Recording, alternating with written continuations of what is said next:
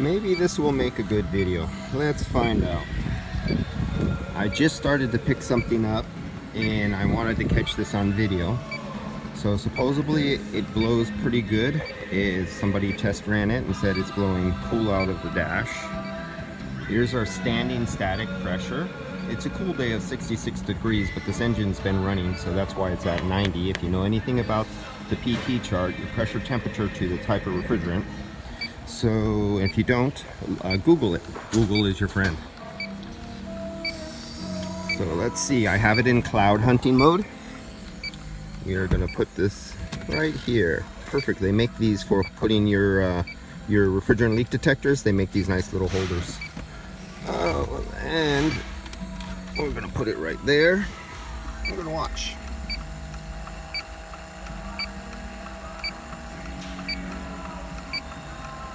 So this has been sitting for a little while. So now let's take it back out. Check it out. Let's let it go back down. There we go. Now, unfortunately, I did not start this up, and I'm hoping it's not in high speed for the fan. All I want to do is get it to start long enough to pulse the fan and get the squirrel cage moving, but not spinning fast. Let's see if I could accomplish this, and let's see what we see on our gauge. Come on, please don't be high speed.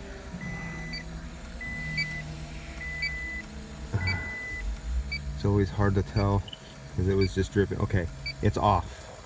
So I need to go on and off, on and off. 4.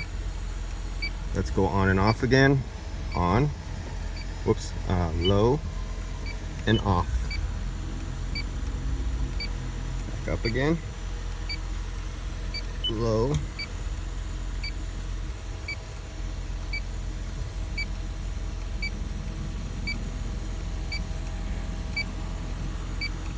And I left it on, and now it's diluting. It should be diluting out air, and this is going to go back down to 0 because it's sucking fresh air, and it'll dilute it out. It should go back to 0. There it goes. Roundabouts. So possibly there's a very small leak under the dash. Now let's do something here. Are we on fresh air? Yes, we're on fresh air. Let's go high. Now we're flooding tons of air through the evaporator. Do you see how that went to 0?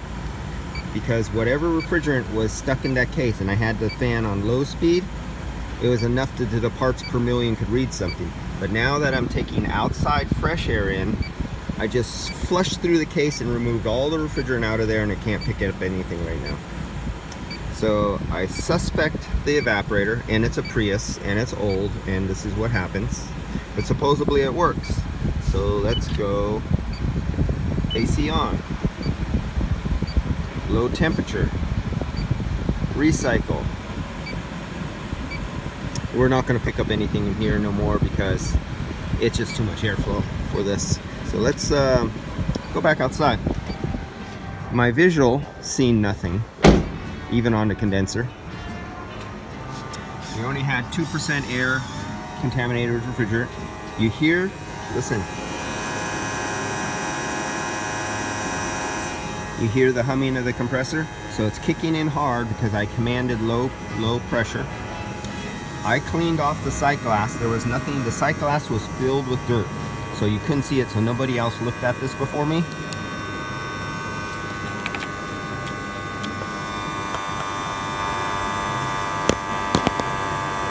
And there's no dye in here. So we got mostly vapor and very little liquid refrigerant going on there.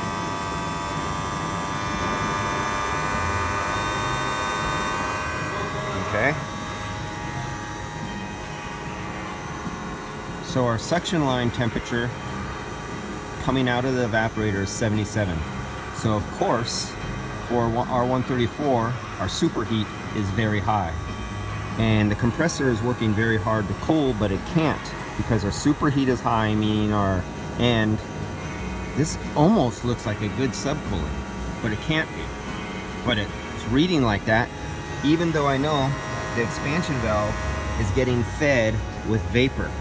coming out of the condenser is vapor, not liquid. But yet, how can you possibly have superheat, subcooling like this, and I'm connected at the line that comes right out of the condenser. If you had this on a residential split system and you went to your sight glass, it would be crystal clear. It defies the laws of physics. When you mess with cars, they use a different physics the rest of the world doesn't work with. They have their own special fuzzy physics. Let's word it like this. This will drive HVAC instructors crazy. Because the book says, and numbers don't lie. You don't know automotive engineers. Okay. So let's look at suction line temperature. I know it's about 66 degrees outside. Let's look at the compressor discharge line. See if I could get my hand down there without scraping the hell out of it. Do I want to try that? Oh yeah, this one's gonna scratch me. Oh yeah. If I try to do that,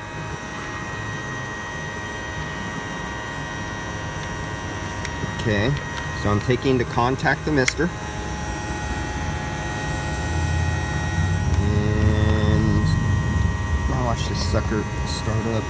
You might hear a zipping of me hitting the fan or something like that with my fingers or the gauge while it's running in operation. Children, don't try this at home, because if you have 5 fingers, you may have 4 at the end of the day. There we go. I think I'm on it.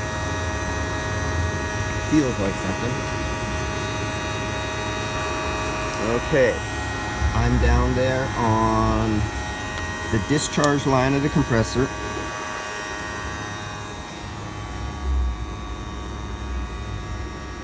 So about 180.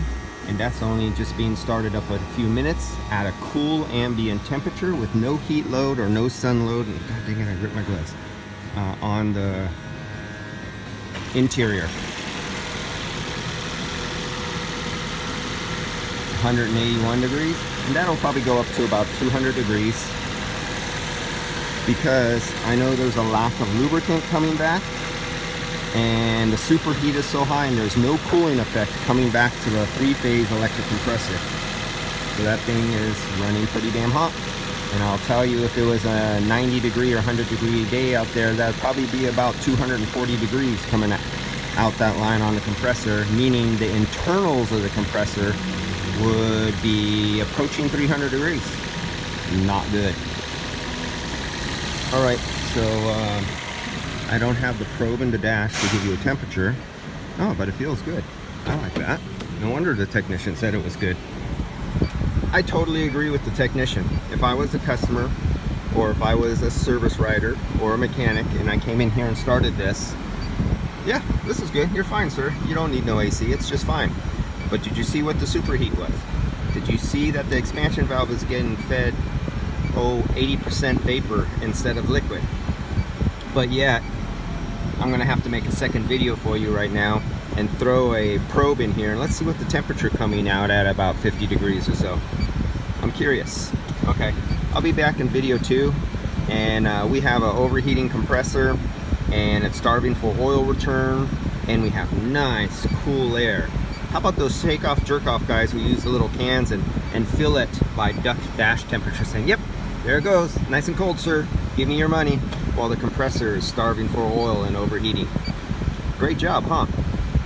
All right, think about it. See you in the next video on this car.